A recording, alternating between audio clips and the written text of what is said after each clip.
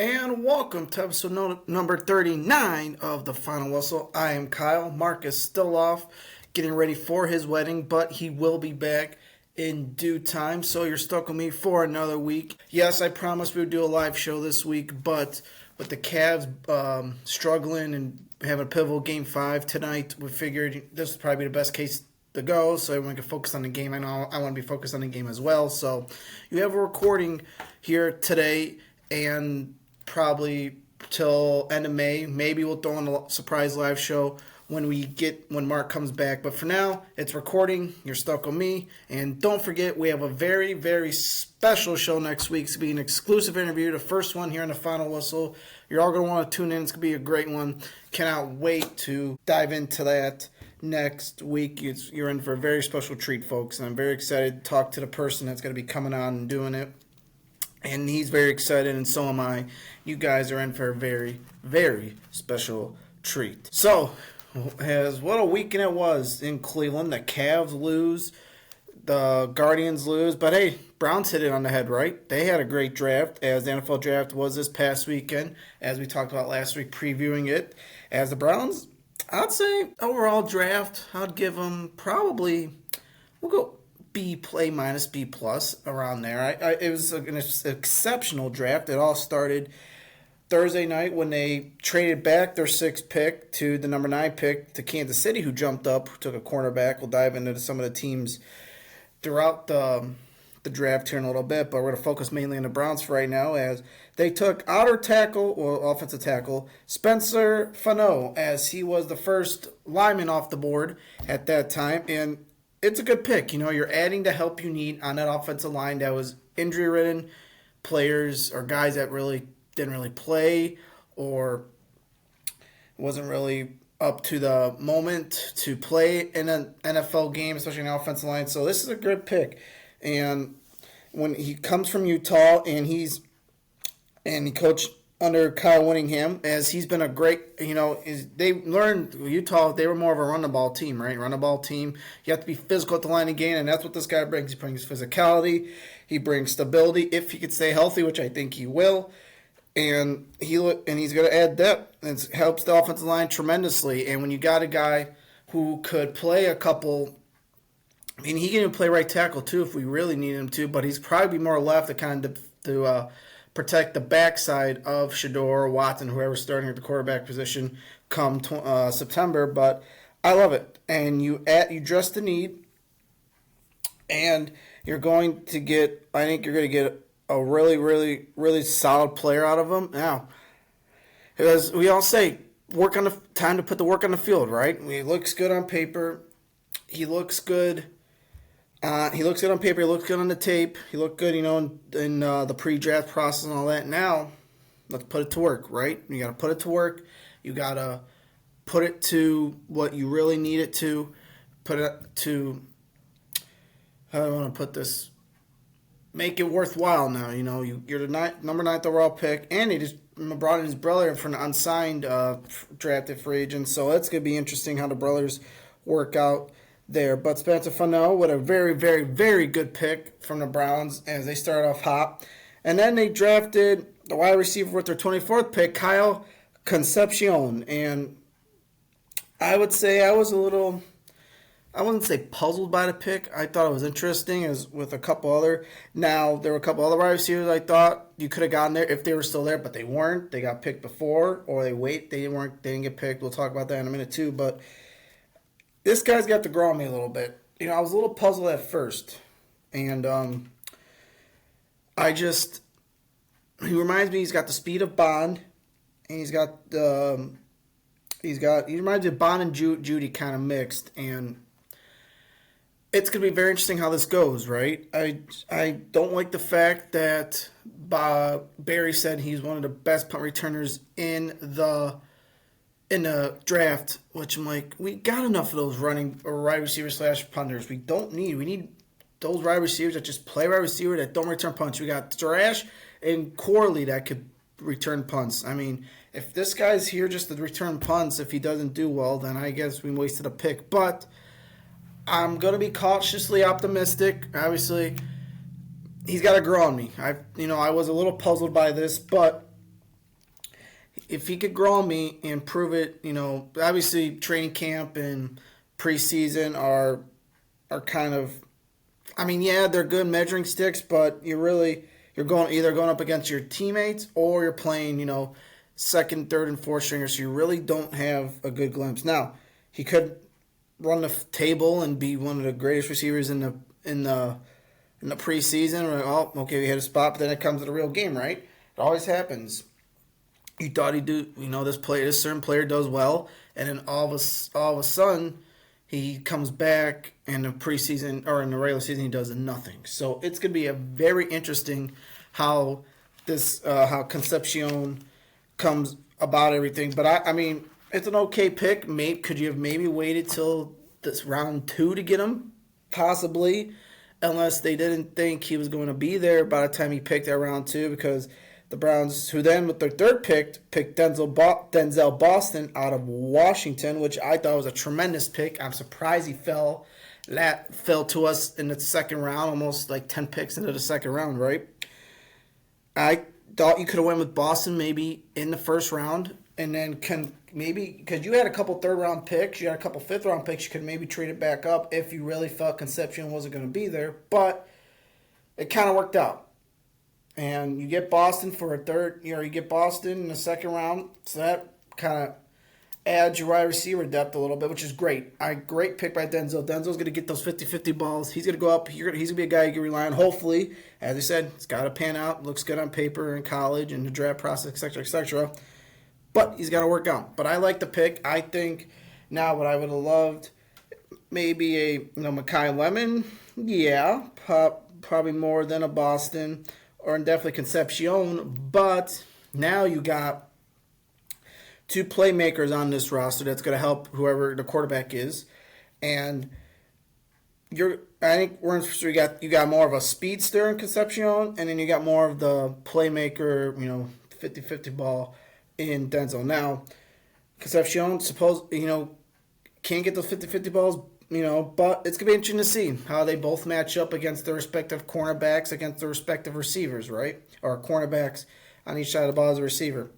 And I put a little more stock into Boston, I'm not going to lie. Now, I might get criticized for that, but I think I'll be more excited about Boston. As I said, Concepcion has to grow on me. Until he can grow on me, I'm taking, cautiously optimistic. Cautiously, I'm just going to wait and see how he does. But I put more stock in Boston. Now Boston could not pan out, Concepcion could, or it could be vice versa. Boston can, and Concepcion won't. Just be a wait-and-see approach, what Monken does with this offense, right? As what kind of offense are we really getting with Monken? Are we going to see shades of the Baltimore Ravens offense, or is this, completely a new scheme he's going to use that we haven't seen, that he came up with by himself since he's the head coach now? It's going to be very interesting, especially on the offensive side of the ball. And this was really an offensive-driven draft for the Browns, as they literally went offensive heavy. Now, on the defensive side, they kind of picked them up in the more in the undrafted season, if you will, or undrafted signees, if you will. So I do like that, and it was a great start to the draft. And you get 2 playmakers that are going to help your quarterbacks and are going to help the wide receiver, and maybe give Jeudy that push to be better than what he was last year. Right? He had all those drops. He had all those. He was just not himself, right? And it could have been a consistent quarterback play. Absolutely, right? Could have been the quarterback play. Could have been the play that was, with the coaches running, Browns running it a little more with Judkins, and then Judkins got hurt. And then Sanders came in. How, if you're a Browns fan and football fan, how the season pretty much went. So this probably will push Jeudy, and I'm glad it will. It will, because then you could finally see what you got in Jeudy, if the trade was worth it at the time you did it. Now, we'll see if Jeudy continues to have the drops and all that. Then maybe after the season you move on, and hopefully either Boston or Concepcion steps up. Are we putting much faith into Tillman? If he stays healthy, yeah.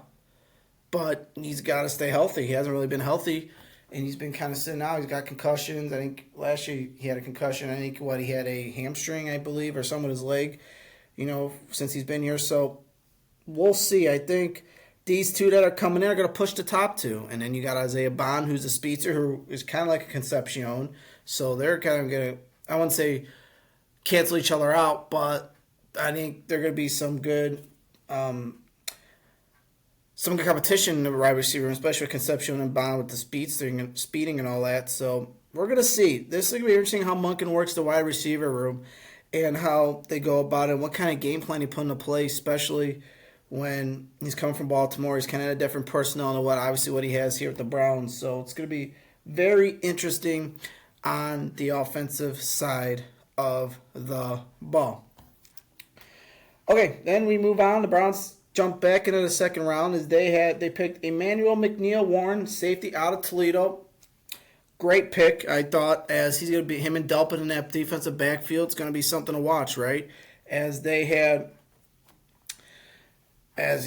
been looking for help. JOK, he's probably done with football, and he's probably not coming back at all. But I thought it was a good pick as well. You got another safety, another good athletic playmaker that could, force a turnover late in the game, that could, make those open space tackles, make those, game-winning or game-saving tackles, or even just a tip ball or something like that, that could change the perception of the game. So he's going to be a game changer.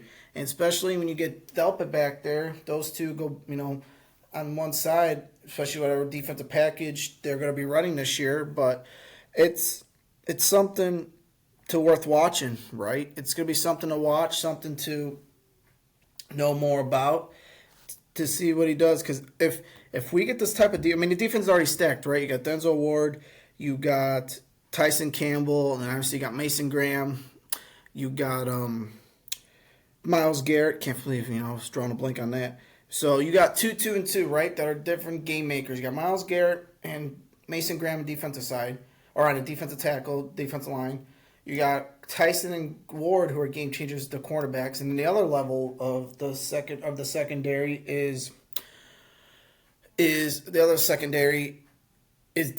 and McNeil. So your defense is getting better. I think it's better than what it was. It could be even better than what it was. But, you're not losing a lot of guys on defense. You're kind of getting the same return back from last year, just a defensive coordinator.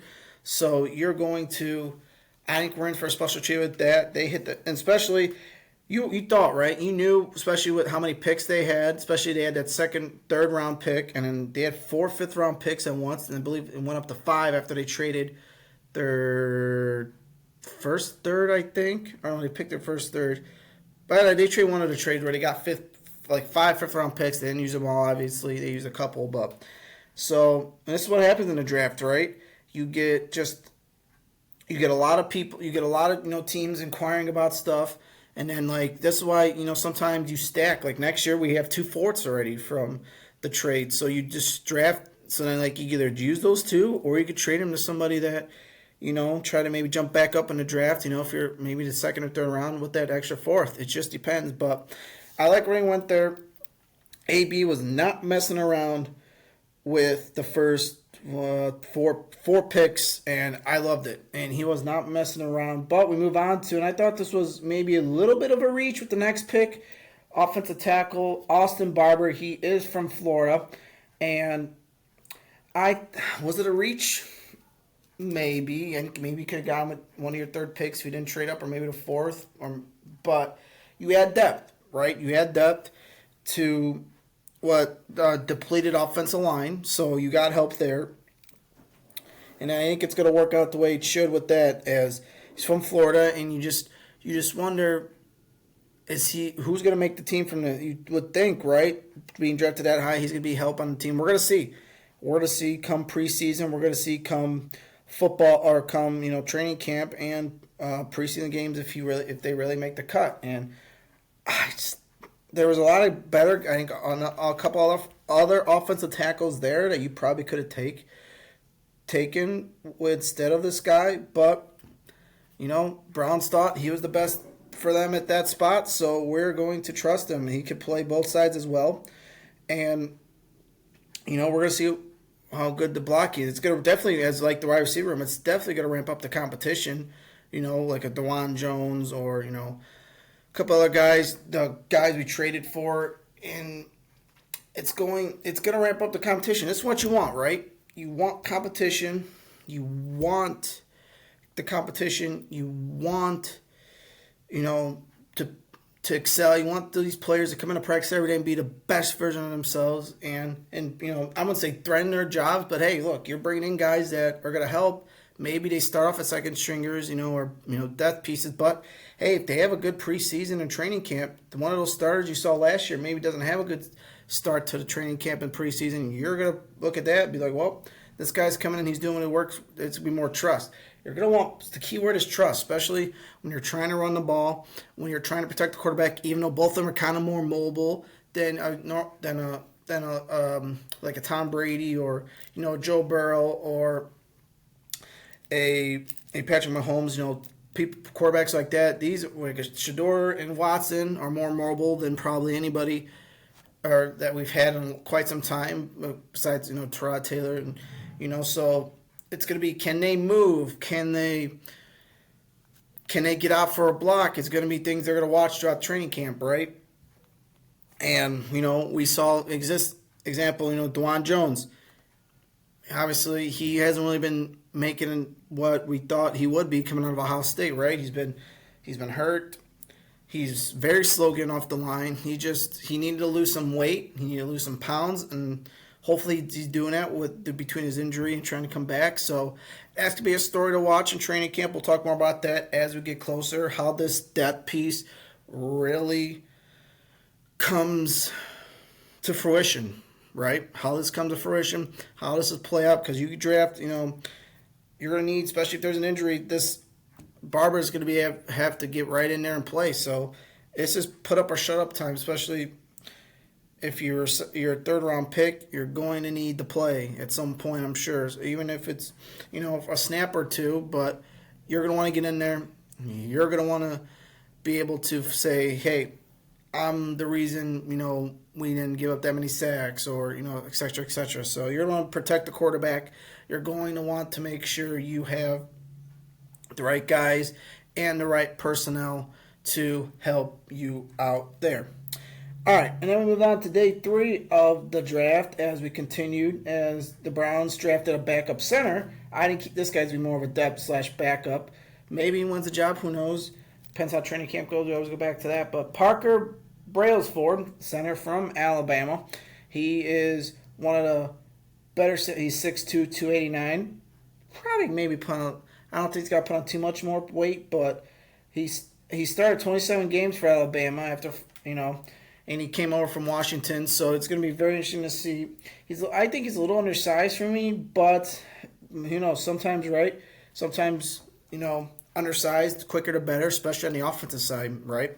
Trying to get the ball, trying to get off your block real quick. As soon as the ball snapped, you want to hurry up and move fast. So I like it. Does he maybe put on a pound or two? Absolutely, or maybe even shed up. I don't think you want to shed a pound, but maybe put on a pound or two to try. Yes, but I like it for depth. I think it's more depth and it's more competition who has the best rapport with the quarterback, especially in the shotgun or in the center. They're gonna play. That's what preseason is about. Those 3 preseason games, everybody's gonna play, unless you're like a key starter. So I don't see them playing, obviously. So they're gonna get a lot of time, especially the offensive line kids, to prove what they got, especially what the Browns have gone through. So it's put up or shut up for these guys. And remember we had those injuries at the beginning of preseason last year that kind of hurt, and it was just they blew up the line, and there's no line, and you didn't give Shador any time to throw. So, but I like it for depth. Could he be a starter? Absolutely. Like I said, everybody's job's got to earn it, and the way he looks, he could move. He can move pretty quick, and who knows? I don't think they put him in the center spot, not center. I don't think they put him anywhere other but the center spot. I mean, could they? Possibly, if they really, really, really wanted to, or really, really, really needed to. But I think you could say it's good depth, and we're going to see what the connection is. Because, sometimes you have those connections with the quarterback where You're right on time. Kind of like, I don't want to put this, kind of like where to put the ball when you're snapping it, especially for like how tall or short the quarterback is behind you. If he's in the shotgun, you kind of get that rapport compared to someone who it's like a pitcher and catcher duo, right? When you're playing and the catcher and pitcher aren't on the same page as much when the other catcher's out, like you're trying, especially when it's calling pitches and all that, you both are trying to get on the same page, right? And you're trying to understand each other, and that's what's gonna happen.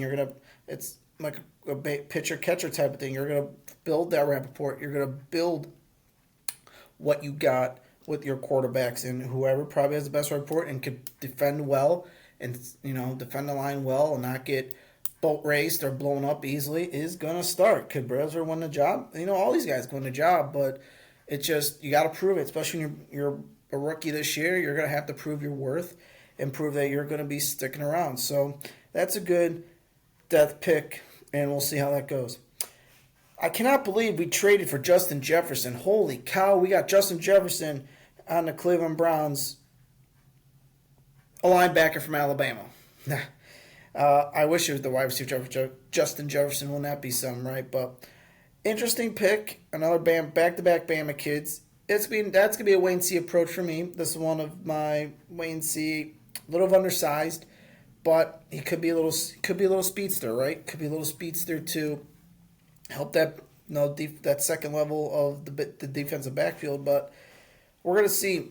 Wasn't really a hot name coming out of the draft of the names we were all watching, but it'll be wait and see approach. Do I absolutely need one? Obviously, after the loss of Devin Bush, who went to Chicago this past offseason, we're gonna need all the backups we can with that. And now we got Schlesinger. We just signed a couple guys to the linebackers as well, but could he be a nice? He's another good depth piece, and if he could pan out, we drafted him in the 4th round. We drafted Schlesinger in the 2nd round. That was an AB found.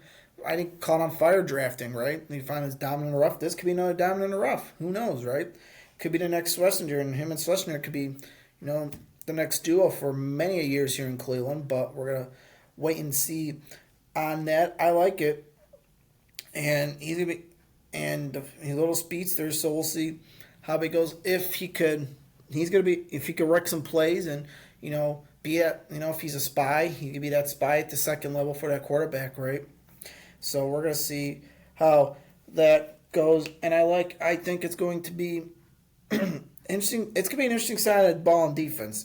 Defense was obviously stellar under Jim Schwartz, and I think we're not losing a lot. Okay, you lost Devin Bush, as he was kind of on the fence, off the fence of being a starter. So, okay, you lose him, big deal. But then you got others like a Schlesinger, you got a Delpit, and you really aren't losing guys. You traded guys, but I think your defense gets better. Your defense gets better, and it's not even excels than what they were last year. And that's going to help this team stay in games like it was last year. Now, it's all going to be about the offense, right? We're going to talk about the offense. We're going to talk about how they got to do their parts. Defense would hold them in, then they wouldn't do their part, right? They would not do their part. They would be like, oh, well, okay, here we go. Defense made a stop, and then, oh, here comes a fumble, or here comes an interception, or just a 3-and-out because the offense was incompetent, especially the play calling. So we'll see. I like this Justin Jefferson a little bit. People aren't really high on him. I'm a wait-and-see guy. I like him, but more on the wait-and-see side of it just to see how it goes. So it's going to be very, very interesting. All right, we got another guy here, and I thought this was really awesome as well. This is a great pick. Tight end out of Cincinnati, Joe Royer. He is what people could be 6'5", 247. Got him in. Gets good vertical, has enough to pick up chunk yardage. I like it, and people are comparing him to Travis Kelce and baby Travis Kelce, right? And he had an amazing couple years at Cincinnati. And there's your tight end. Your Browns always kind of draft a tight end in the draft, as we drafted Fannin, who's kind of panned out already. Now you get this guy in here. You get this guy, and you have, especially with the loss of David Njoku, who decided not to come back, and Browns kind of mutual partial ways. But this is good. You get a guy in there who can catch, who can run, who has a little bit of speed to him, and it's going to help, right? Especially in the blocking when we're trying to run the ball with Junkins or whoever's back there. You're going to need that blocking too, right? You're going to need that blocking there. You're going to need that blocking to get in there. You're going to need, especially on the run and the stretch plays and all that. So I like this pick, and if he compares out to people, I'm excited, especially what I'm reading about him and hearing about him. If he could pan out to what this potential is, it's going to be very interesting of a player, and you needed more depth. You really didn't have a lot of guys in the tight end room. You had like 2 guys left, and Fannon's probably your number 1. This guy could be number 2. This guy could be number 2 unless they bring somebody in, right? And depends who else they bring in. I don't think they'll bring in. I think looking on the restricted draft, I keep saying restricted, undrafted signees. I think they brought in 1 or 2, but this is the guy that will make the opening day roster. I don't think he'll be on practice. I think he'll be on the opening day roster. He'll be there for week 1 kickoff with this guy, and you got a very good pick in Joe Royer. I'm very excited for him because I think he's going to do great things, especially behind Fannin. The young, talented tight end room just got much, much better, and I love that pick. All right, here's a very interesting pick as they drafted Taylon Green, the quarterback from Arkansas, who was kind of a big story in the draft process, especially the combine. Wasn't really doing well. Wasn't really doing well hitting his targets. Kind of had some mishaps, but this is interesting. This is very, very interesting, right? It probably signals Dylan Gabriel's gone at some point. Whether we trade him, I don't see why or how he'd be on this roster come week 1 in September. You got a flyer. You got a flyer. You're going to see how that goes, right? You're going to see how it plays out. Could he beat a QB 2, 3? Probably, if he pans out the way people think he can. And you got, obviously, it's going to go either Shedeur Watson at 1, Shedeur Watson at 2, and this guy's probably at 3. I mean, if they put Dylan at 3, I think you're just wasting a roster spot. I think you are. You're wasting a roster spot at number 3, and you're going to need to think if he has a good preseason. I'm excited for this guy. If he has a good preseason, I think you're putting him in there. I think, or at least practice squad. I don't know how many quarterbacks will carry this year with the new regime and all that, with the new coaching staff. How many quarterbacks they bring with him? I'm sure he'll travel, but I like it. I think the faster you move on from Dylan, the better. Get him out of here. There's no point in keeping him around. He stinks. He's a dud. He is not doing well. I think you could find better. I think you could be better than what you guys got now with him. Now, if he impresses in the preseason compared to Dylan, then yeah, ship off Dylan. Because you know what, right? Sanders is probably not going to play a lot in the preseason. He's probably going to play maybe the first game. Or maybe he'll play all 3 games. He just won't play as much, right? He won't play, or he might play a snap or 2. Or maybe he'll play like the first game, have off the 3rd game, play the 3rd game, maybe a half or something. It just depends on who's the starter, right? We don't know. We're probably not going to know till week 1 of the season. So probably each quarterback's going to get a chance to start. Obviously, if Dylan starts, it ain't going to mean nothing. It's just auditioning for another team or practice spot at that point, especially when you wasted a third-round pick. Third-round pick, he's got to play. He's got to play at some point. And I like where this... I like this Taylon Green pick. I think you're gonna get some depth, and you're gonna challenge Dylan. And if I don't even want to see Dylan in a Browns uniform anymore, if I'm being honest with you, they're holding on to him because they know they messed up. It's just like the Watson. They know, well, even though we didn't think at the time Watson was a bad trade till now, but with Dylan, they know it's a bad trade or a bad pick, and they're trying to hold on to him, trying to make it not get rid of him right away, knowing that you did just draft him in the third round last year. Said he could have got Sanders in the third round, but we'll see. As Taylon Green's got to work on his little accuracy, aim. He's got to correct all the wrongs that people are knocking about him, and this is the right chance to do it. Obviously, he's not going to start. He's going to be competing for the 2-3 job with whoever's the 2-3 at that. Well, we know who the 3 is going to be. Gabriel. So he's competing with Gabriel and then either Watson or Shedeur for that 2 spot. So I like where this is going. It's definitely a good flyer reward or flyer risk just to see how they go about it, and we just never know. It could be one of a dime a dozen where it works out to the point where he's gonna be your backup. The following year, especially with Watson gone. Now depends where we draft next year, right? If we draft in the top 5, are you going quarterback again? That's gonna be. I'm sure we'll have a discussion during the season when we get there, especially how the season goes. So Tavion Green, quarterback, welcome to the Browns. And our final draft pick outside of our signees that we had after the pick, we have from BYU, Carson Ryan. He is another tight end, and it's going to be very interesting. It looks like it's just more of a short pass game, short pass game, but blocking. Let's put it that way, blocking. He's be more of a I think he's more of a blocking tight end, as Monken likes those 2 tight end sets. So it's gonna be he's more for blocking. I think Royer's gonna play more over him now. It's not gonna hurt to have depth there, right? Especially if if a fan would get hurt and you got this guy. So I like where that's going with that.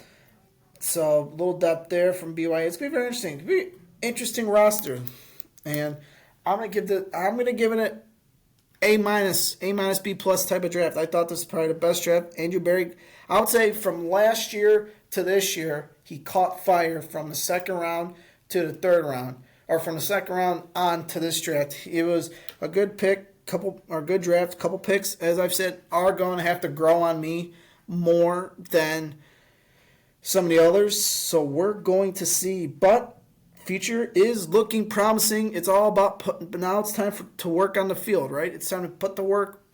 Pen to paper looks good. Players look good on paper.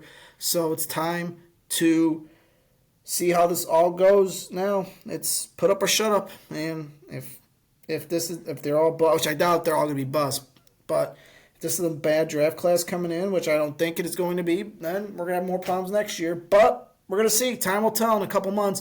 What is it, May, June, July? About 3 months, 3 to 4 months, we'll start knowing who's for real and who's going to have to earn their job. So lots to talk about with the Cleveland Browns as we get closer.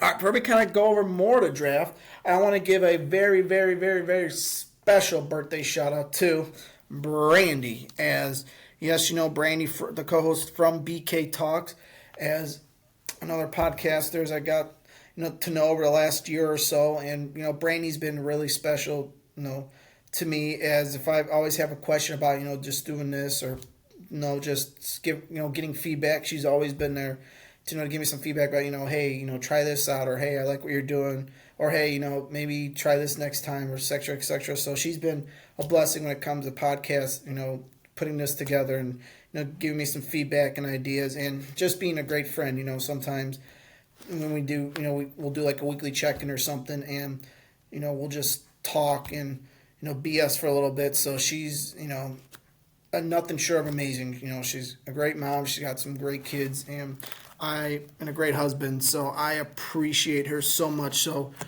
Brandy, love you, sis. Happy birthday. I hope you enjoy your special day and enjoy all the festivities that are taking place. And happy Derby week, as Kentucky Derby is this coming Saturday as well. So, all right, here as we continue with the draft recap here. As obviously Browns aren't the only one drafting, as I know, right? That's kind of sucks that Browns aren't the only one drafting. They can't get all the best players available, but the NFL draft concluded. We're going to start, as we know, the Raiders pick Mendoza as expected, so we're really not going to dive into that. We're not going to really dive into that because that was, he's probably compete for the one job, but will not be surprised he sat behind Kirk Cousins for a year just to develop. So that's pretty much all we got there on the Raiders. So we're not really going to deep dive into that as much since that was kind of unexpected or obviously expected. Let's start. I guess we'll start in the AFC North. We'll kind of just pick a couple teams and then we're not going to go through all the picks or all the teams, just picks that stood out. So let's start. Hey, Cleveland's own Drew Aller again picked by the Steelers in the 5th round, I believe, and he will be a Steeler now.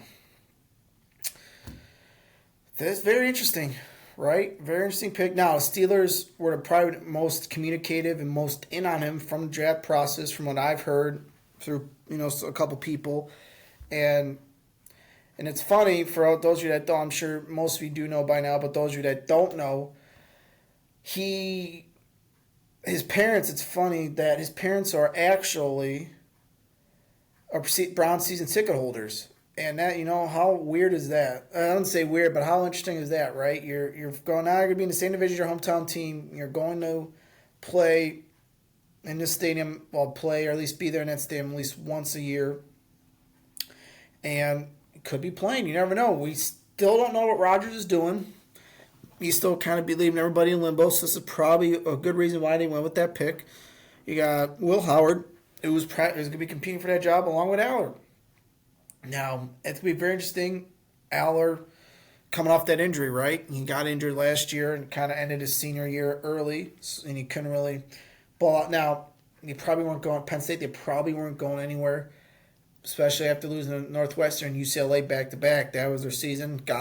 Drew got hurt in the Northwestern game, I believe, and then right after the Northwestern game, James Franklin got fired, so he was gone. And so he's with the Steelers now, and he didn't really throw. I believe he threw at the draft combine. I could be wrong. I thought he did, maybe he didn't. But so it's very, very interesting quarterback competition. And if Rodgers come back, we know who's starting, right? And it's gonna be battle of who's gonna be number 2. But if Rodgers don't come back, then it's going to be who gets that starting job. Especially they're all both very young still. They both got a lot of potential and a lot of future ahead. It's just gonna be. Man, Mike McCarthy is the quarterback whisperer. As look what he did in Green Bay with Rodgers, bringing Rodgers in, and look, they won a Super Bowl together. He's gonna do it again, I think. I hate to say it, but if it's either Aller or Howard, they're unfortunately going to do it again. I think he's gonna turn one of these guys to probably one of the better quarterbacks you've seen, especially on the Steelers and in the AFC. I wish we had McCarthy. People don't like McCarthy. I wish we would have had him to continue to develop, right? We could have at least had him for a couple years, develop the quarterback, develop the offense a little more now. But obviously, we got Monk in. But Aller's, it's going to be a special time for him. It's going to be interesting to see how this all plays out, especially if Rodgers don't come back when you got Howard and Aller. Now, you can't forget Mason Rudolph, but he hasn't really been much of anything since he got drafted from Oklahoma State. So we could pretty much throw him out the window. You can't really. There's not really much about him. He's not really a threat at all to Howard and Aller. So I like where this is going. I hate to say it, but would it shock me if it's going to be a tough decision for Mike McCarthy, especially if Rodgers doesn't come back, and it's got to worry about Drew Aller or Will Howard starting. Unless they pull in some veteran QB with these guys, which I don't think they're going to make Mason a veteran, guy. Well, he's a veteran guy, but I don't think, he's going to be the guy that the kids are going to look up to. I don't know. This could be, would it surprise me if it's hard to see. It's hard to see one of these guys starting if Rodgers does not come back, especially in year one. Now, I could be wrong. I would probably give the small edge to Howard if Rodgers don't come back to start week 1. But then again, is McCarthy okay with that? If I know McCarthy, this is tough, especially you're in Pittsburgh. Pittsburgh is always in win now mode. They haven't had a losing season with Mike Tomlin. It's going to be very different now, Mike McCarthy, obviously. This is an interesting quarter. We talk about quarterback, but the Browns quarterback battle that's probably going to be taking place. The Steelers are no one to watch, especially without Rodgers. It's going to be very interesting how they go. Who's going to be named that starter? Because you just don't know, right? You don't know who's going to be that starter come week one. Could it be Howard? Yes. Could it be Aller? Yes. I'm leaning a little more towards Howard. I think Aller, obviously with his injury and being off for amount of time, he's got to come back and prove it. I don't know. This is one of those where it's a toss up with these two. I think it could go either way unless McCarthy goes, you know what, I'm going to start Rudolph for now until these two are ready, or at least Aller's ready. Then okay, Rudolph starts, but I don't see Rudolph starting. I think it's either Aller or Howard or someone they're going to bring in or trade for if Rodgers don't come back. I could be wrong. But we are going to have to see on that. It was a good pick. It's still a good pick or a good draft. And they got Drew Aller, they got Jacoby Lane. Or no, Jacoby Lane went to the Ravens, excuse me. But this is going to be very interesting for them down the stretch, especially come training camp. Who gets that starting nod and all that, and depends on who really stands out. And that it's tough to. It's tough to understand as I'm looking just really quick at the remainder of the Pittsburgh draft. They got a good outer tackle. They got a good outer tackle or offensive tackle. They got Jermaine Bernard from Alabama, who's Aller's in the third round. Bernard, the wide receiver, who was very good, who was a speedster, and he lined them up with Metcalf, Pittman, and now him. I think they need a little more wide receiver. They really didn't have a wide receiver to rely on. They had a Roman Wilson. They had a Calvin Austin, but they're both Wilson's still there. Allison's gone, so I think that's a good pick for them. And then they got a couple other defense and tight ends and all that. So they had a decent, okay draft. I think they had I'll give them about a B minus. I think they did okay with that, but it's going to be very interesting, that quarterback situation. I got all of what's happening. It's going to be very, very interesting how that quarterback situation plays out. So we'll keep an eye on that as we go with that. All right, we're going to move on as we'll talk about. Let's see what team here I have written down we're going to talk about here.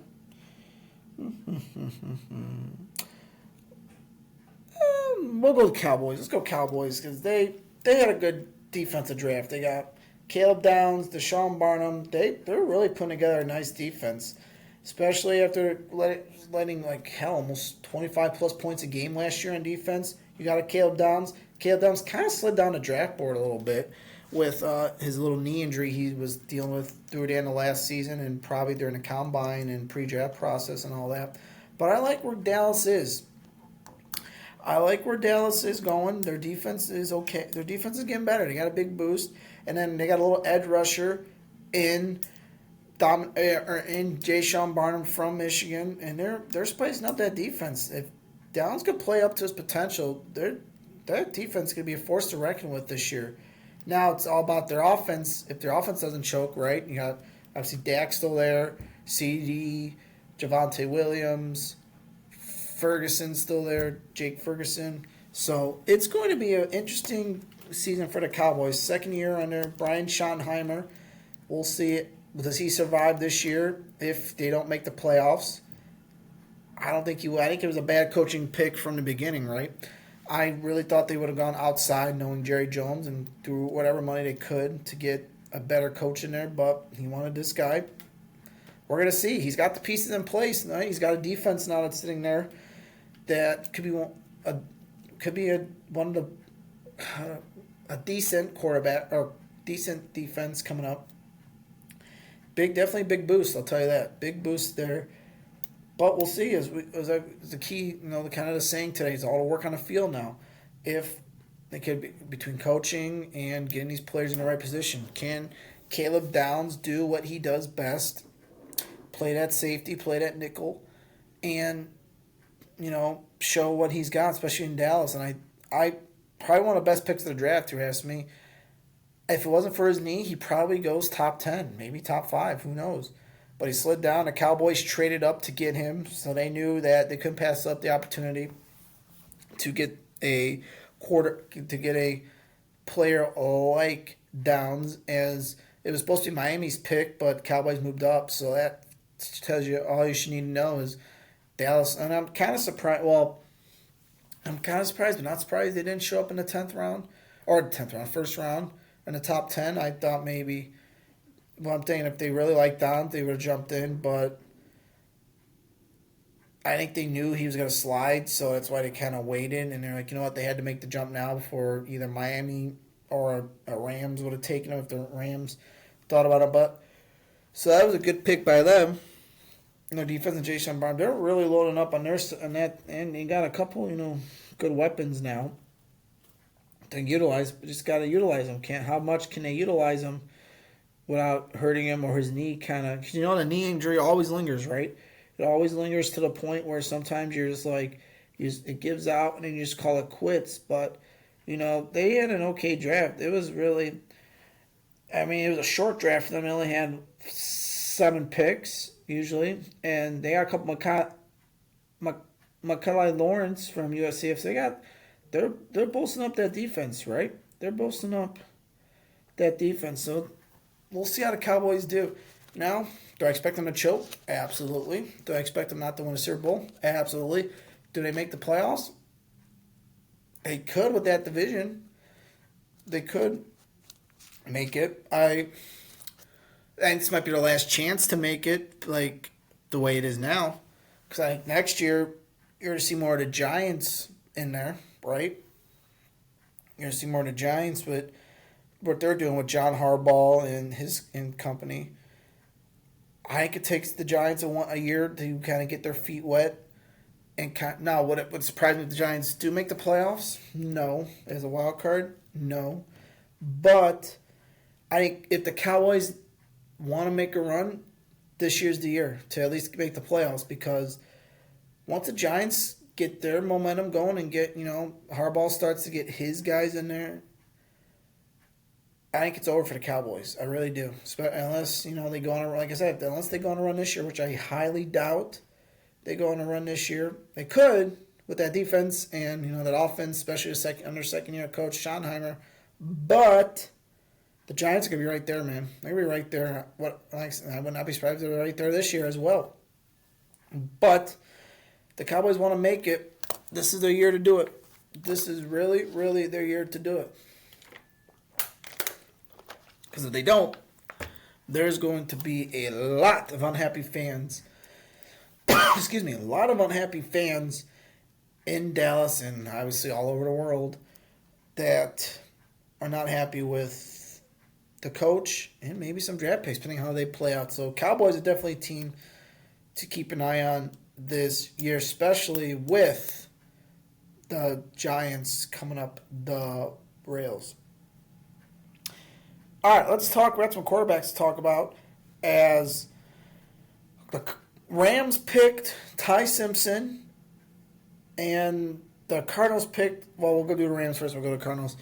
The Rams picked Ty Simpson with the 13th overall pick in the first round this year, and we'll see. As Simpson was said to be sliding down, he was potentially started as a top 10 pick, 5 pick, and he slid down. He was a 13 pick. Some thought maybe he'd get drafted in his late first round, early second round, but here we are. He drafted in the mid first round, going to the Rams, which is very interesting with who they got. Right, Matt Stafford on the last leg of his career. He's probably not going to be around much longer. Maybe another year or two. Maybe even this might be his last year. Who knows? We won't probably won't know till the end of the year. But it's an interesting pick. If this is going to be his successor, right? He's gonna have a year to. Simpson's gonna have a year to develop. Gonna have a year to sit behind Stafford, learn, grow, and get some good reps in, especially in the preseason. Because Stafford is not going to play a ton. He might play, obviously, like all the other quarterbacks that are for sure starters, maybe a snap or two here and there. but won't play. You won't see him a lot during the preseason games, more just in practice. But it's definitely something to keep an eye on. Something to keep an eye on and to watch. I think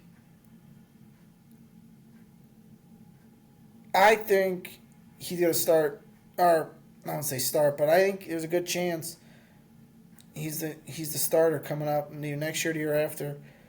We're gonna see. Now, do the Rams fully? No, I think if Stafford retires, they're gonna bring in a veteran guy, or if they draft and go young, like the Steelers are doing, right? Do they go in? But okay, Stafford's gone. Roll Simpson, draft a guy, or bring. I'm sure you're bringing a veteran guy. It's veteran guy, right? It's Jacoby Brissett or someone like that. I don't think they're going to go in young, especially if they make another run like they did last year. Unfortunately, they fell to Seattle in the NFC title game. But it's be interesting how this is another thing to watch. Another quarterback. Well, not say competition. It's not top competition this year, but it's definitely something to watch. I'll tell you that. Something to just keep an eye on to see, and especially not this year, but next year, how Simpson does play it out and how they do go about things. So, especially if Stafford does call it quits after the season's. But I like that pick. It's interesting, but I like it. It's going now. Could other teams could have used him? Yeah, but the teams didn't trade up to get him, especially when they knew he fell out of the top 10. So they snooze, they lose, and you get Rams get Simpson. So now that's your backup QB because there's always also talk of Jimmy Garoppolo retiring. So they did need a guy, especially this late, and Jimmy G doesn't know what he's doing. So yeah, that's a good pick for the Rams. So they get their quarterback possibly out of the future, and we'll see how that goes from there.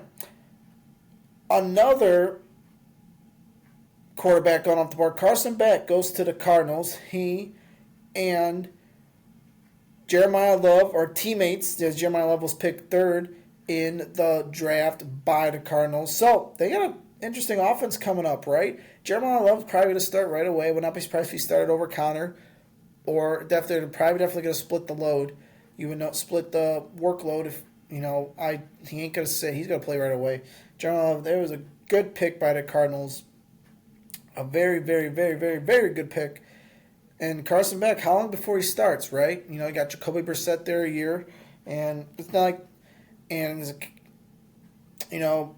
Raiders, it's not like the Raiders situation, but, Brissett's only there 1 year. He's signed for 1 year. Maybe he'll stay longer if they re-sign him after this upcoming season, unless Carson Beck's ready. But these teams are going really young in the quarterback room. It's very interesting to see. Going very young as it's just with the Steelers, and now Carson Beck. Is Brissett going to sign and be the backup to Carson next year? As the Cardinals really have no expectations this year, right? It's more, okay, who's going to be the starter moving forward? They don't expect anything out of no one really expects anything out of the Cardinals, right, this year. So I wouldn't say it's a rebuilding year, but you got some talent there now on the offensive side. You got Marvin Harrison Jr. if he sticks around, if they don't trade him. Jeremiah Love, James Conner, Carson Beck when he's ready. I mean, Jacoby Brissett can win you some games, right? Maybe 5-6 games, maybe. Depends on who you play. You're probably gonna steal one that you shouldn't. Steal a win that you probably should have lost. You're probably gonna lose one you probably should have won. So it's gonna kind of even itself out, especially with Jacoby. But I like where this is going. It's interesting to watch how this goes with the Cardinals. They just they got a new coach after firing Jonathan Gannon after like 3 seasons, I believe, 3 or 4 seasons.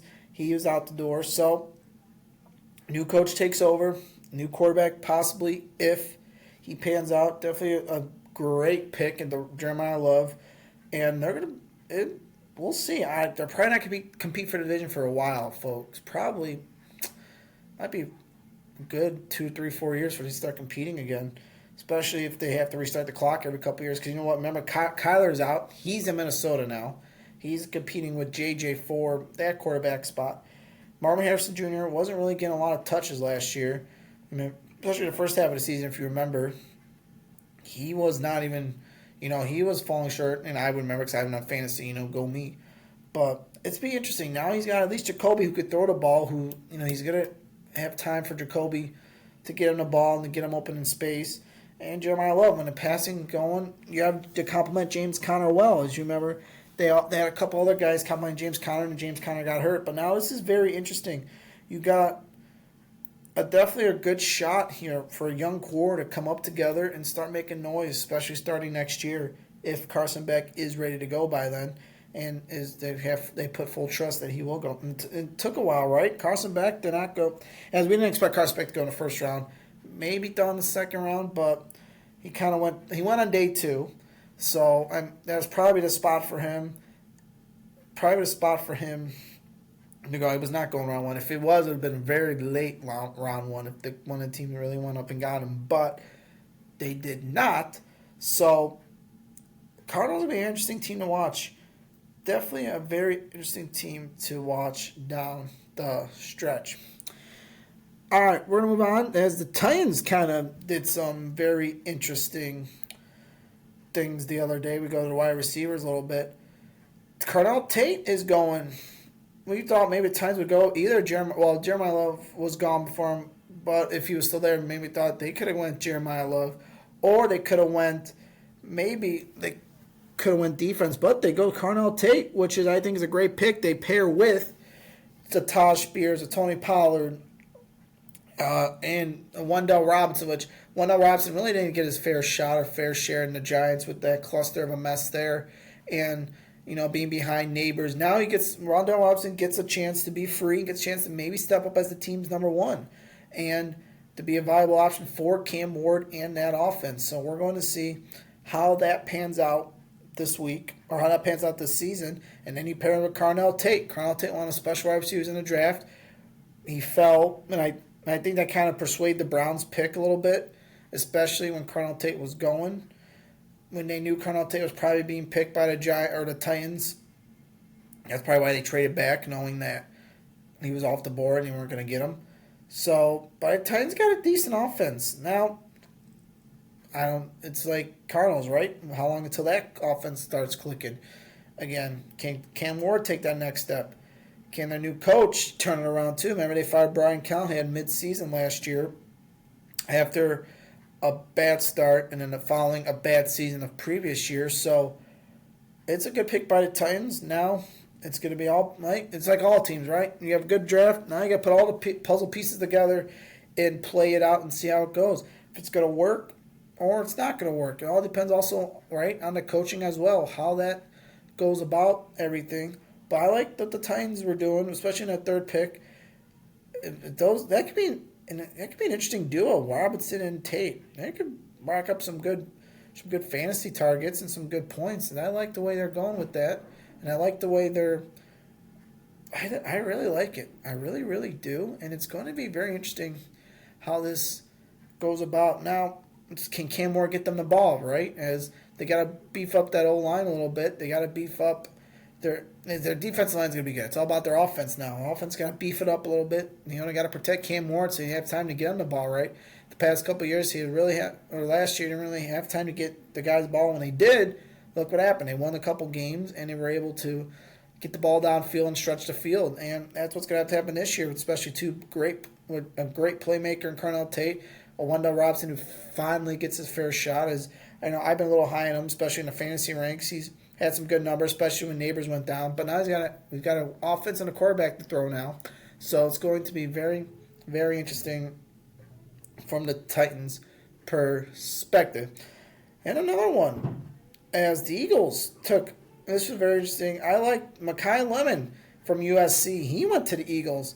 And is this the A.J. Brown move, right? They're going to get him knowing A.J. Brown's out the door come June 1st to maybe the Patriots. We don't know yet.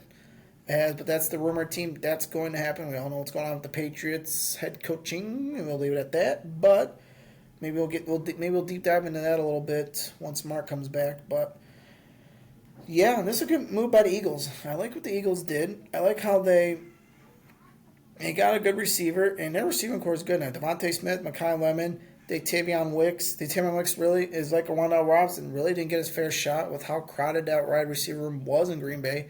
Now he's going to get a shot to kind of maybe play over Jahan Dotson, and be that third guy behind Well, fourth guy. Well, yeah, we'll go third guy for now. Third guy behind, for now, Brown, Devontae Smith. Behind Brown and Devontae Smith to be the he'll be the third guy, but we'll see. He could be the move up to the second guy, or could be passed by Mekhi Lemon. Depends, you know, how training camp plays out as well. So that's a good pick by them. Now we're gonna see. The clock's ticking. AJ Brown moving or is he staying? Is gonna be the question. Probably just and obviously after that pick after they took that pick, that's when the clock started. Obviously there was noise coming out before the draft that hey, all of a sudden Eagles weren't going to trade him, and then boom, all of a sudden now they want to trade him, right? So it's going to be very, very, very interesting how this goes. But they got a good receiver. I like the receiver, and it's be very interesting. I like the way they went. We'll see now. Can they make a splash? Can Mekhi Lemon take that next step in his first year and become a solidified number? Could be number one, could be number two. Depends. Obviously it's all going to depend, right? How much playing time can he get if AJ Brown's still there? I'm sure he's going to get some playing. He's going to get tons of playing time, but you have to spread the ball all around to see how that happens. But it's going to be very, very interesting how this goes, and I'm very excited to watch, especially if they trade AJ Brown, where this offense goes. They still got Barkley, they still got Goddard, they still got Devontae. Who's going to be that wide receiver that steps up? Is it going to be Devontae Smith? Is it going to be Mekhi Lemon? Is it going to be Devontae Wicks? Especially if AJ Brown's gone. That's going to be something to watch in training camp too. How they go about who's going to step up, right? We all know that Dallas Goddard is like the blanket, the security blanket. Whenever they need a touchdown, he goes right there. So it's going to be interesting. We could get the quarterback situation, in different teams. The wide receiver situation would be interesting, especially on the Eagles. I like what the Eagles are. The Eagles are going to be an interesting team to watch, especially if they do trade AJ Brown. Who steps up? That's the question. It's going to be who steps up, and we're going to see, especially in that division, right? You're going to need a guy to step up, especially the Cowboys. Are they going to make one last push? As we talked about, the Giants, how they drafted, they're coming. The Giants are coming, and so the Eagles. This is the Eagles. The Eagles got it, just like the Cowboys. They got to have it this year, right? They got to find a guy that's going to step up and be a difference maker and be that playmaker out. That's not AJ Brown, right? And it depends who it is. Is it one of those guys named? And it's gonna be interesting who does, because Barkley's gonna be there at the end. Goddard's gonna be there. Hurts. It's gonna be the wide receiver room. It's gonna be definitely something to watch in training camp. All right, we're not gonna do all the teams because obviously I'll bore you to death with all the teams. So let's talk one more. Chiefs are something interesting to watch as they they picked up Garrett Nussmeier, a quarterback from LSU, taking an investment, a flyer on him, if you will. And they drafted running back Emmett Johnson from Nebraska. 2 picks and they drafted the cornerback from LSU as well, Nussmeier's teammate. So they had a sneaky quiet draft. They had a sneaky quiet draft. So I'm just looking real quick here. Back to all their picks. I only have certain picks that popped out to me. Yeah, they picked up Mansour Delane, Peter Woods. They went a lot of defense, and then they drafted Garrett Nussmeier, and the 2 things were picked out with Nussmeier and Johnson. Those were the 2 that really stood out to me, because they did sign Kenneth Walker to that big deal, and then with Mahomes being hurt, they really haven't had that solidified backup quarterback. Right, they've had a Chad Henne, he's gone. They had Gardner Minshew, big deal, right? But I was actually looking for Garrett Nussmeier for the Browns, if he was still going to be there later in the draft instead of taking. I mean, he was. We actually took the Arkansas guy over him, but if the Browns would have taken him, I would have been okay with that. I'd be like, okay, it's a flyer. Let's see how he works out in that quarterback room. I would have been totally fine with that. But we'll see. The Chiefs are going to be the Chiefs. And they had a quiet, sneaky draft. And Emmett Johnson, the running back from Nebraska, who Nebraska, always has those hopes, and then they really don't live up to their goals and expectations. So this is a sneaky good draft for the Chiefs, I think.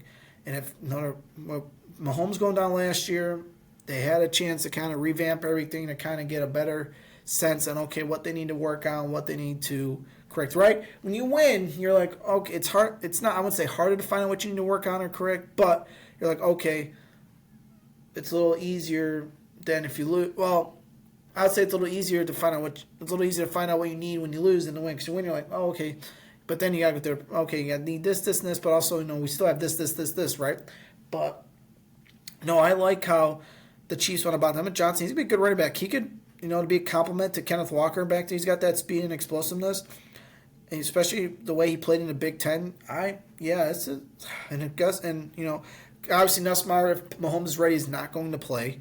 So, but he's going to definitely sit behind and learn. And if he can develop, when he has a great spiral and he throws, it's on. Like when he's on, that spiral is so tight, and he throws a great ball. And I remember last year telling my friends if Nussmeier would be the number one pick or in that first round worthy. I mean, I wouldn't say the Browns would have went for it, but I would have went for it earlier on if he was worth. Now, I'm not saying he's not worthy of successing Mahomes, but I do think they got a good shot in doing. He's got a good shot in doing that if he continues to develop. If he doesn't, then that's obviously a different story, right? But I like the Chiefs. They had a sneaky good draft, and I just think they're going to be very, very interesting to watch. Now, especially with Johnson, if he could complement Walker, they got a dynamic duo. As you remember, the Chiefs really haven't had a great running back room in a while, right? They had Isaiah Pacheco. They had CEH. They had there's really not a lot of good talent they had back there. Now they got some fantastic talent, and I really like where they're going with that. And it's going to be very interesting where they go this season, especially if Mahomes is healthy now. Are they playing maybe Mahomes not being as healthy, and that's why they got Nussmeier? But I think Nussmeier is going to be healthy. It's just, or Mahomes is going to be healthy. It's just a matter of how, if Nussmeier can be ready to go, especially if Mahomes somehow had, I wouldn't say setback, but maybe re-injures that leg in a less severe way, where Nussmeier's got to step in. So that's going to be very interesting, something to watch as well, throughout the season and how that goes as well.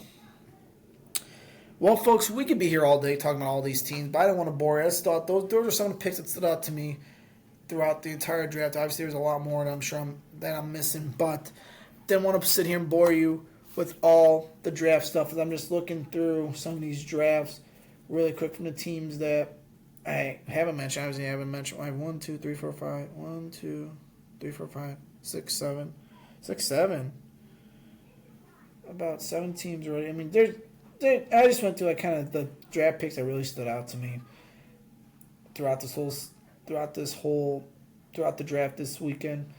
Not really. I mean, it'd be interesting how Atlanta with Zachariah Branch, how they go about things, especially with the driving record he's had and all that. If they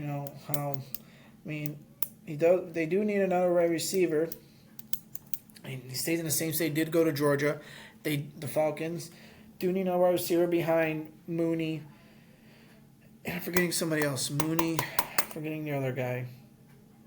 But yeah, so they definitely need a good receiver there.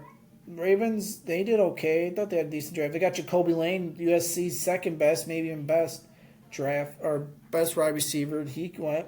They got Elijah Sherratt from Indiana. That'd be very interesting how they handle it. Remember, they still got Zay Flowers. They still got Rashad Bateman. They still got Isaiah Likely. So it'd be interesting how they kind of incorporate their wide receivers, right? We talk about the Eagles incorporating theirs. It'd be interesting how they incorporate their. As Jets had a decent draft. I'm going over to the Jets team real quick. Where's the Jets? There, the Jets. They had a good defense. David Bailey. I like their tight end. I really like their tight end, Kenyon Sadiq. They really needed a guy there, and I think that guy Bailey sets the void very well. They had 3 first-round picks. They traded back in to both their second-round picks.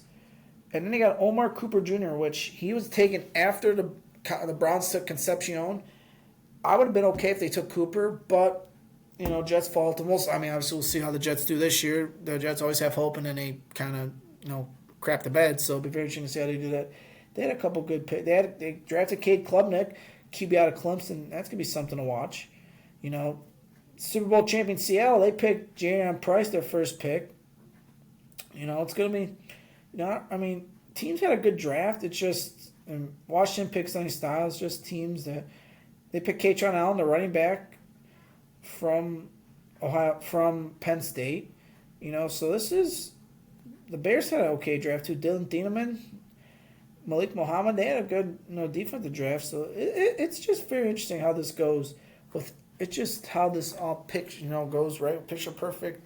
Nobody's going to be picture perfect. There's always going to be one of those busts, but it's going to be very interesting how this team or how this season goes with the newly acquired draft class. And we're very excited to break it all down for you. And so we appreciate you coming on and watching, folks. We know, like I said, the plan was to do a live show, but with the Cavs struggling